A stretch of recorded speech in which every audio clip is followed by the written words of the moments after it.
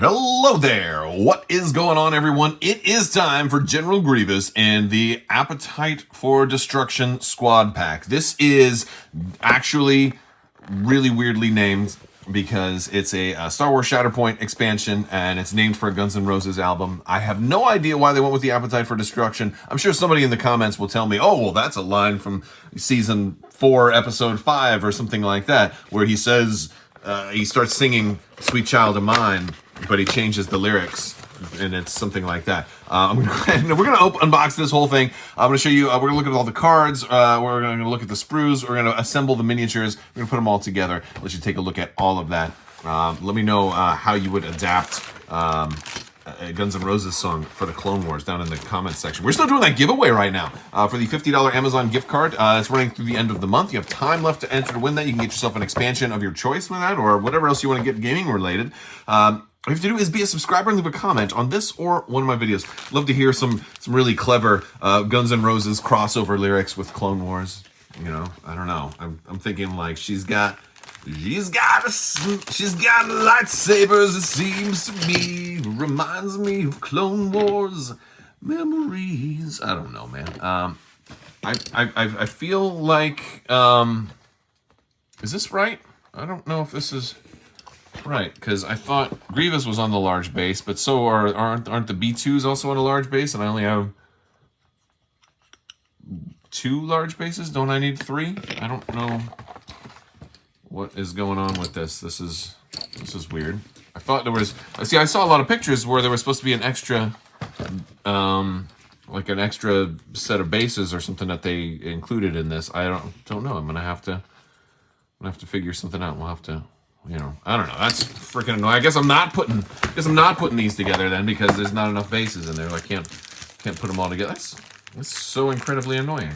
All right, let's go ahead and see here. All right, so we've got our information here for everybody who worked on this game, and we've got all of this stuff here. There's just all the foreign language information on the back, and then yeah, if you guys want to get all the instructions, learn to play, or all kinds of good stuff like that, links are in the description below. We've got our own Shatterpoint link here for the channel that lets it's going to take you to a page that has all the game's rules, all of the building documents, how to assemble all of this stuff. Speaking of plastic, let's go ahead and take a look at these sprues. We've got some B2 Super Battle Droids right there. They are pretty cool looking. They actually look like they're fairly straightforward to assemble. We've got arms right there. We've got some bits right here. I don't know what these go to. These look like those wrist rockets, right? Yeah, they probably go right there on those arms. That's exactly what they are. And then we've got some bits there, and then maybe a terrain piece or something like that there that you can put on the base. And then we've got General Grievous bits right here with a big cloak for him. The giant stuff if you want to have him assembled on top of this big old piece here. I don't know if I want to do all that. I'm going to see if I can possibly assemble him without that. That'd be nice, but he may have to go on something kind of big like that. We'll see. We'll see what happens. Lots of lightsabers with him. The arms are connected to the lightsaber right here, which is pretty interesting. So same thing right here on this one. So that's kind of cool that they did it like that. So yeah, the whole arm and the lightsaber is all just one piece. I mean, I guess when he's that thin, it's that thin and narrow. It's probably easier to do that than have you glue it all together. And then we've got Kraken, his head here, and then some arm parts for Kraken. Yeah, not as crazy about Kraken. Like the sculpt here looks a lot like he's going to be just like his normal, which is kind of like, he's not going to stand out that much from Kalani, I think, on the battlefield. So I think it'll be up to me to make the basing and stuff stand out so he looks even more different than Kalani, because so much is similar between those two. They have very similar color schemes, very similar markings. They have a lot of similarities, and so it'd be very easy for them to get confused. Let's go ahead and take a look at all of our cards. Now, we do have a lot of cards here. We've got a huge stack of big cards and the small cards. It's going to be all the different languages. So it's not Droidy Bajo and Super Droid Takazinski. Oh, that's cool. But we will look at the English versions only for these. So let's go ahead and get a closer look at the cards. All right, so we've got General Grievous's card here. He is an A. He comes with 8 squad points and 3 force points. He's a primary unit, and looking pretty groovy here. 11 health, 3 stamina. He is a droid. Well, he has the droid keyword and Separatist Alliance, even though he is part biological. You could say he's more machine than man now. He's got a lot of keywords here. He's got onward at the start of his, and again, he does also come with the little reminder text on his activation card. So there you go. It says at the start of his activation, choose another allied battle droid character within 4, and that chosen character may dash. He also has Scuttle as an active ability, costs a force. Characters in this unit have scale until the end of turn, and 1 character in this unit may advance. So kind of like force speed for him in a way. He says, I've been trained in your Jedi arts. That's 2 points.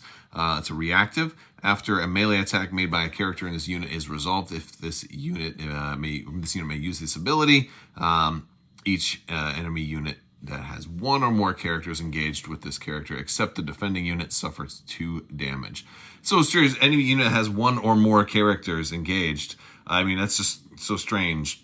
Like, how would you have less than 1 engaged? I mean, what, why not just say each enemy character engaged? I don't know why the 1 or more is necessary, because if it was less than 1, then it wouldn't even be engaged in the first place. But basically, he does 2 damage after he, to everybody after he's been, after an attack made by him is resolved. So it's kind of like a follow-up, right? Like 2 extra damage. And that's pretty cool, especially if he's right in the middle of everything. That's kind of like how Obi-Wan wanted to kind of jump right in the middle of everything and go crazy. So does Grievous, right? It also is kind of a funny thing, like when you think about Obi-Wan Kenobi, he had the Hello There pack. And a lot of times, like, Grievous's key line is like General Kenobi, but it would have been really weird for them to name this pack the General Kenobi pack because it doesn't come with General Kenobi, right? His appetite for destruction. After this unit makes a combat action, choose a battle droid support character within 3. They may dash. Then they may make a 5 dice attack, which is to somebody within range and line of sight. So that's pretty good. That one doesn't cost anything either, so that's pretty cool. Well, then he's got another fine addition to my collection. When a character in this unit wounds an enemy unit after it's resolved, the character may heal twice. Then if the wounded unit was a force user, refresh to force. So that's kind of cool. He gets the lightsaber kind of in the form of getting 2 force. He's got 2 stances. We'll take a look. He's got a cunning warlord stance, which is his slightly more balanced stance, a little more on the defensive side, but still a lot of offense with this one as well, which is really, really cool. He's got some healing. He's got a push right on the first success right there. He's got he can pin you. He can push you again. He can jump. He can reposition and do it. He's got a lot of movement and just a lot of well-balanced stuff you can do here, which is cool. If you need to move, or if you need to heal, or if you need just damage, you got a lot of options there. He does have 2 successes for a single, or rather 2 strikes on a single. So that's pretty good for his expertise. And for a single melee expertise, he gets a crit and a strike. For a single defensive expertise, he can turn a crit into a hit. And then he also gets to dash, which is really cool, kind of like him getting out of the way. It's just fun stuff. Now, he has range 5, 7 attack dice for shooting with his little pistol, 5 defense dice there, 6 for using melee lightsabers. But then you can flip this over, and he's got his quad arm attack. This one is massive damage. He is not shooting at all, though, with this attack. And his defense is just okay. All right, he's got the Whirling Blaze. He does at least get...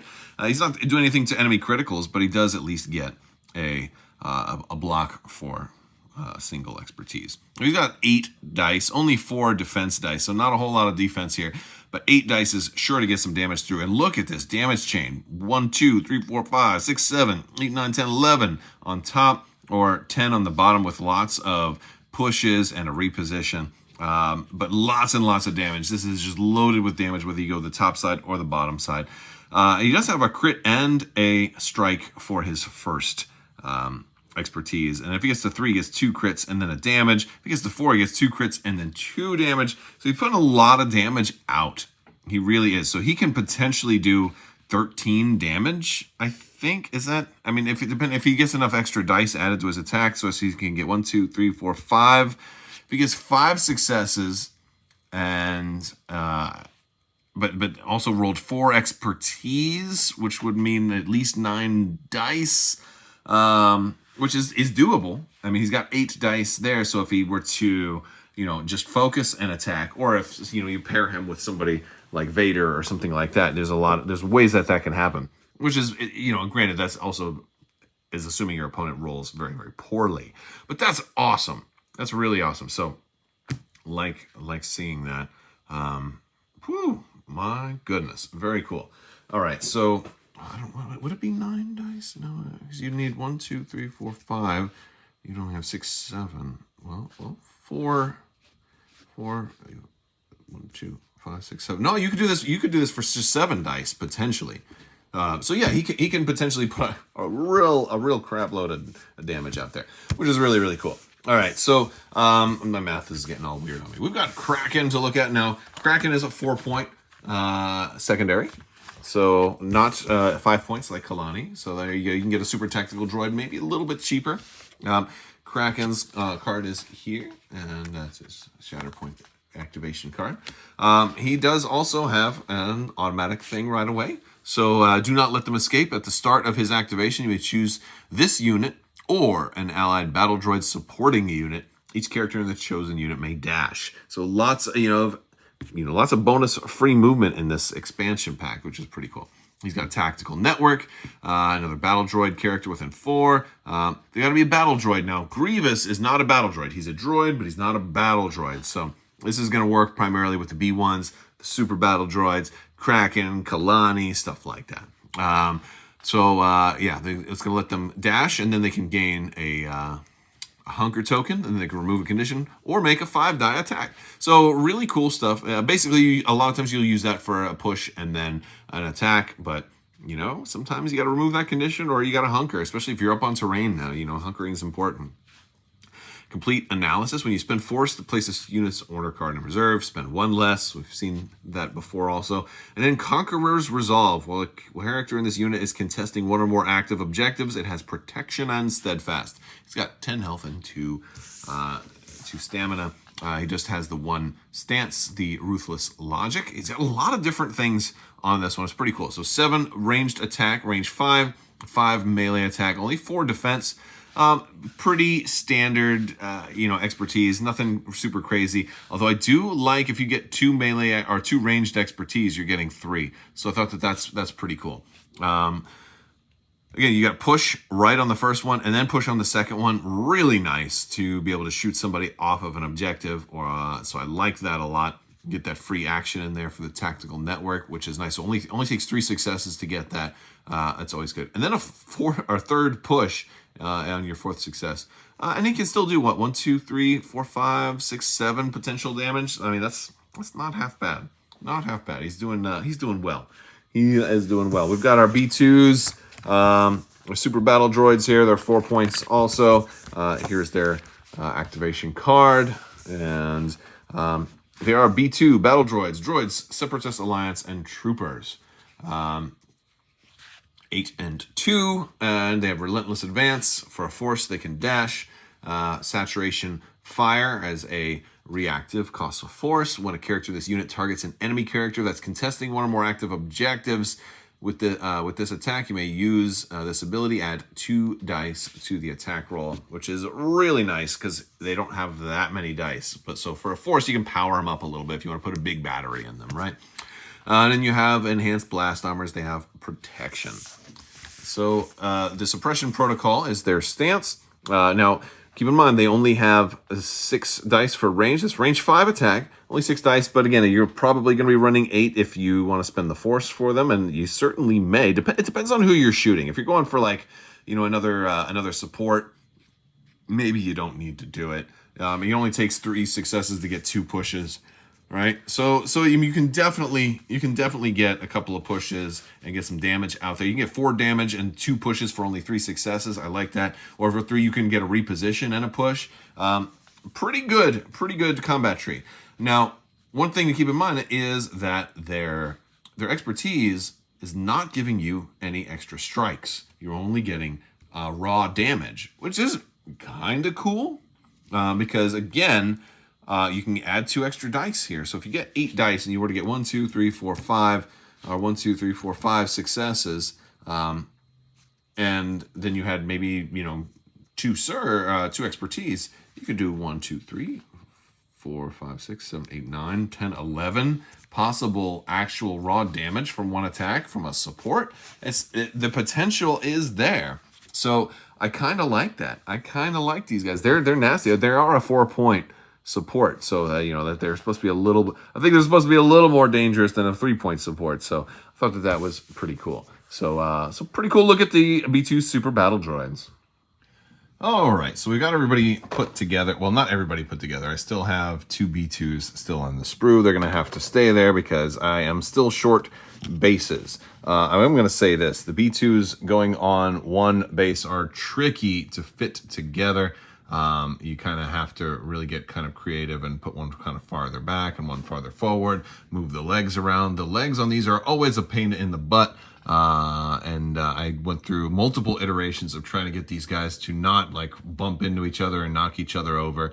Finally found a place. They're not both shooting perfectly straight. They're kind of homing in on a target. Maybe when I eventually someday figure out how to get a replacement base to add, to be able to build the other B2 unit, maybe do something slightly different. Maybe have them kind of diagonal a little bit farther, one farther forward than the other, and maybe not have them both shooting straight. But this will give my B2 units a little personality to have them slightly different. We've got Kraken here. This is the first one I did build with the piece on the base piece on the bottom there. He also was a pain in the butt. All of these droids with their arches and stuff are a pain in the butt. I have him kind of leaning a little bit more into it than I think they wanted. They wanted him a little bit more upright. But these guys all sort of lean. Kalani is the same way for me. He's got a sort of a gangster lean, and I'm going to have to... Actually, I don't know, is he falling backwards a little bit? I think no. If he's straight, like this way, he looks like he's just kind of stepping into it. But, this way, it looks like he's kind of falling. I don't know. But I can always put a little more glue on there, adjust the feet a little bit, angle him up a little bit more, and then reinforce it with basing material when I do his base. All right, and up next is Grievous. I did kind of the base on him. I didn't put both pieces of the base on him. A lot of things went wrong with Grievous, but also incredibly right with Grievous. So I'm actually not going to I didn't glue this part on, but this is kind of how the base would look. It's that statue toppled over. I'm going to cover a lot of this up with basing material and kind of make my own thing out of it, but I liked the way it kind of gripped the foot. And his legs were also incredibly difficult, and they have you assemble the legs before you get to this part, and then, if they don't fit just right on the terrain, then it's awkward. So I ended up putting his leg on a little bit farther backward, and I'm making him leaping and running a little bit more. Now he doesn't have both feet on the terrain, so he's a little bit less stable than the version that's shown in the photo, right? So if we look, let me pull it over here. You can see he's got both feet planted firmly on the base, and he's standing there. But I have him leaping and charging, and I like that way better. I think that's super cool of a look for him. So it's funny. I have I was working on a spare Grievous for Legion. Obviously, I've not even really begun to paint this guy. I was testing out a contrast paint for the cloak or whatever, and got it all over the place. But he's just kind of been a good size comparison. Obviously, this is one of the more extreme examples where the Shatterpoint Mini is way bigger than the Legion version. A lot of that has to do with him, this particular pose that he's in right here. But I definitely kind of re-glued and broke apart and re-glued the legs a couple of times to get them just where I wanted. And this is a super fun pose for Grievous. So I'm going to have a good time painting him. But he is like, dude, look at this dude. He looks super fun right there. So maybe the most impressive Shatterpoint model I've seen yet right here. I love it. I'm just disappointed about the base situation, you know? So I might, one thing I might do is I might go through some of my Marvel Crisis Protocol stuff, and if I have another medium base, because I think they are the exact same size. They just have manhole covers and stuff, but I'm going to paint over that. I'm going to cover all that stuff up anyway, so I might do that instead. All right, everybody, that has been it for the Appetite for Destruction, or I should call it Appetite for Proper Bases Shatterpoint expansion pack.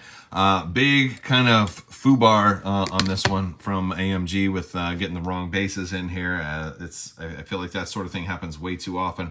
Hopefully they can rectify this. I will I'll keep you guys posted and stay tuned. If you want to see, like, eventually when I get these guys painted up, I'll usually post a lot of stuff on social media, so links are down there. Let me know if you guys are playing Droids in Shatterpoint, or if you're playing Shatterpoint at all, if you're playing anything else. Let me know what you guys are having fun with, what you guys are playing, and hopefully you guys are having a great time and being good to each other, rolling some fun dice and having fun painting and hobbying and gaming and all that other good stuff. Look for you to stick around and like and subscribe and all that good stuff. I'll talk to you guys later. May the force be with you. Live long and prosper. Be excellent to each other. Party on, dudes, and have a fantastic day.